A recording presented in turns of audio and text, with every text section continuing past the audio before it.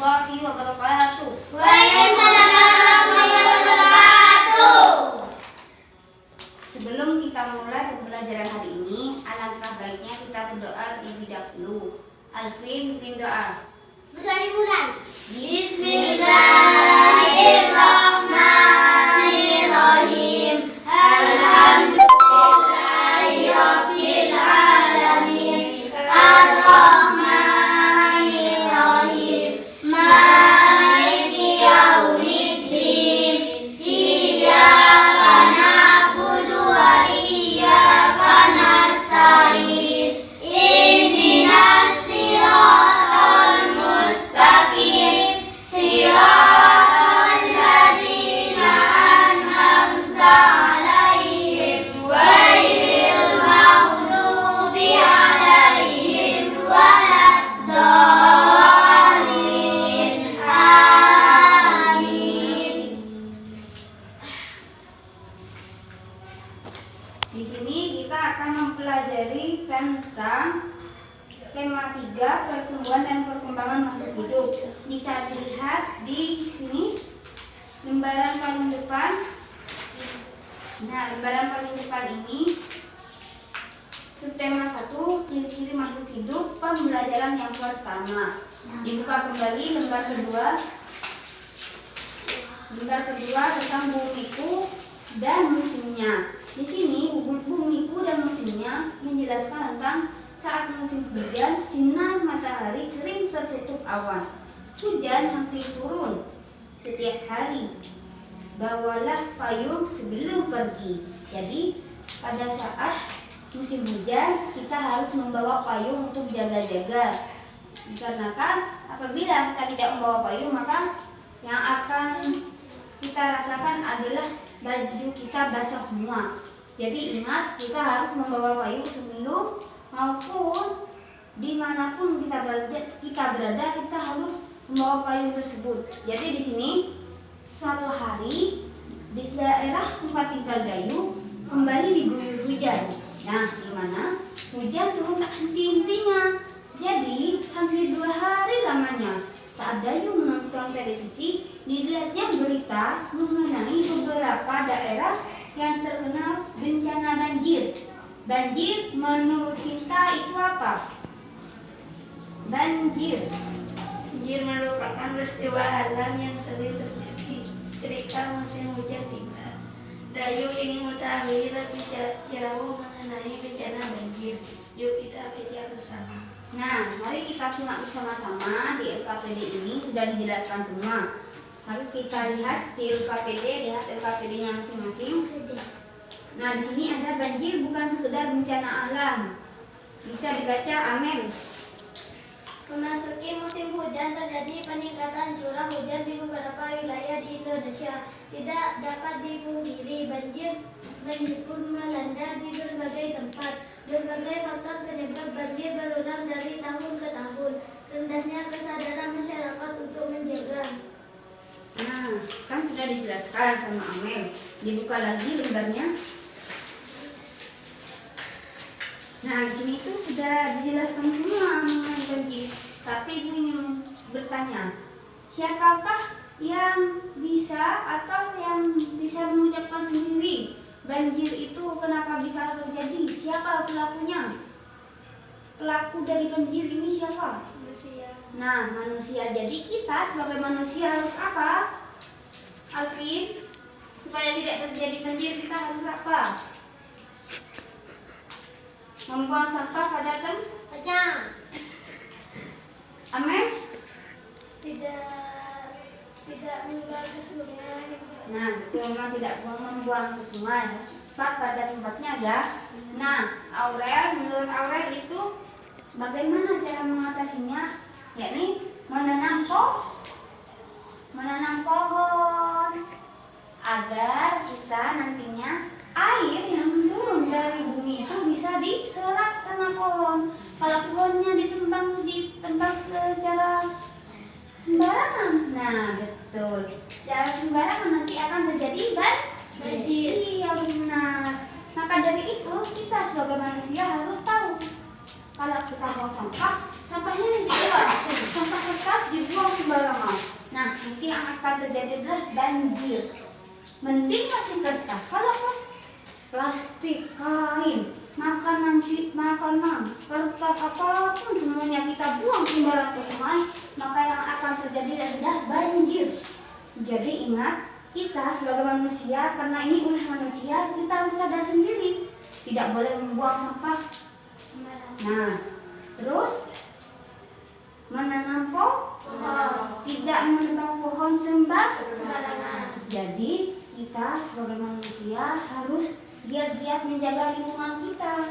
Jangan sampai terkecoh, jangan sampai diulangi lagi banjir. Di Jakarta pernah terjadi banjir yang sangat besar. Tentunya salah siapa? Manusia. Nah, seperti itu. Jadi Bu Mita, pernahkah kamu bertanya mengapa di negara kita hanya ada musim hujan dan kemarau? Ayo, kenapa? Karena tidak pernah sampah pada tempatnya. Nah, karena dua musim ini kenapa hanya di Indonesia? Kenapa tidak di daerah yang lainnya? Karena Indonesia merupakan ini. Mengapa? Karena ini tidak seperti negara di sebelah bumi utara atau selatan memiliki 4 musim. Kenapa ya? Kenapa? Karena ada musim panas saat jangka waktu setiap hari berlangsung sangat lama dan malam hari maka dapat berlangsung hanya selama 4 sampai 5 jam. Jadi perbedaan musim di negara tropis terjadi karena ketika mengorbit atau pola bumi dalam keadaan miring. Begitu. Bisa dibaca untuk ini yang ada 2, ada 4. Ayo dibaca yang ini. Buka lagi halamannya. Nah, ini silakan dibaca. Sampai sini bacanya, sampai titik ini baca. Ada 2, ada 4. Yang lain. Mungkin kamu pernah bertanya-tanya di dalam hati, mengapa di Indonesia hanya ada musim hujan dan musim kemarau? Tidak seperti negara-negara subtropis yang memiliki 4 musim. Keempat musim di negara-negara subtropis tersebut adalah musim dingin, semi, gugur, dan musim panas. Pada musim dingin, tanah diselimuti salju seperti kapas. Pada musim semi, bunga-bunga bermekaran dengan indahnya. Saat musim gugur, daun-daun berwarna coklat keemasan, kemudian berguguran dari batangnya. Nah, seperti itu ya. Jadi kita harus bersyukur, jangan mengeluh. Kenapa saya hujan terus? Kenapa saya kok kemarau mencik panasnya ya? Kenapa ya? Kita harus bersyukur karena di negara kita tidak ada yang namanya salju. Nah, nanti itu bisa kedinginan. Tubuh kita nggak kuat. Nanti kalau kita seperti itu, daerah kita nanti bisa sakit, tak kuat sakit. Nah, kalau kita nanti bisa terjadi seperti itu, kita itu kan pasti di dalam rumah terus, nggak bisa bergerak, nggak bisa belajar, nggak bisa berkomunikasi seperti itu. Jadi kita harus bersyukur seperti itu ya. Nah, di sini ada soal, dibuka lembarannya. Nih, latihan soal bisa dikerjakan. Nah, di sini jelaskan apa yang kamu dapat setelah membaca teks banjir bukan bencana alam. Nah, ini teksnya ini yang pertama, teks yang sudah dibaca barusan. Silahkan dikerjakan ya. Tugas yang ini kalau nggak paham bisa ditanyakan ke ibu ya. Silahkan dikerjakan. Dikerjakan, silakan.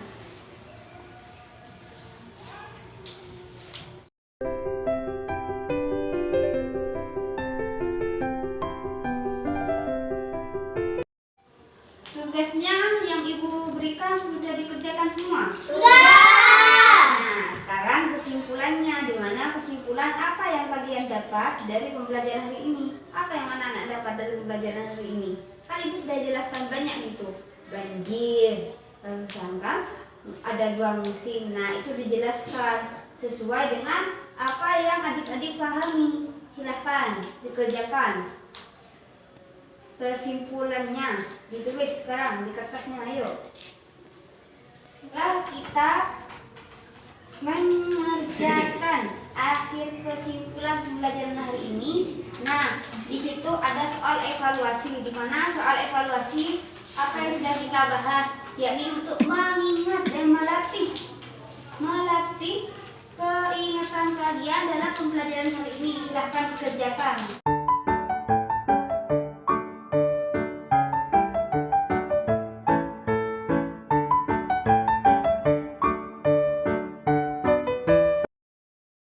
Tugasnya yang sudah dikerjakan dikumpulkan. Yang sudah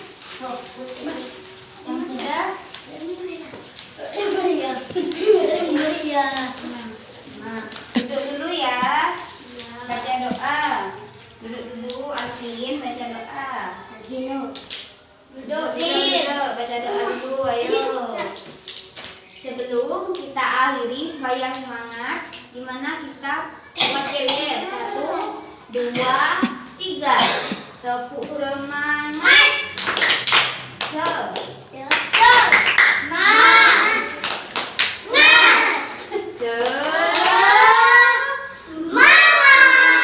Lagi ya. 1, 2, 3. Tepuk semangat.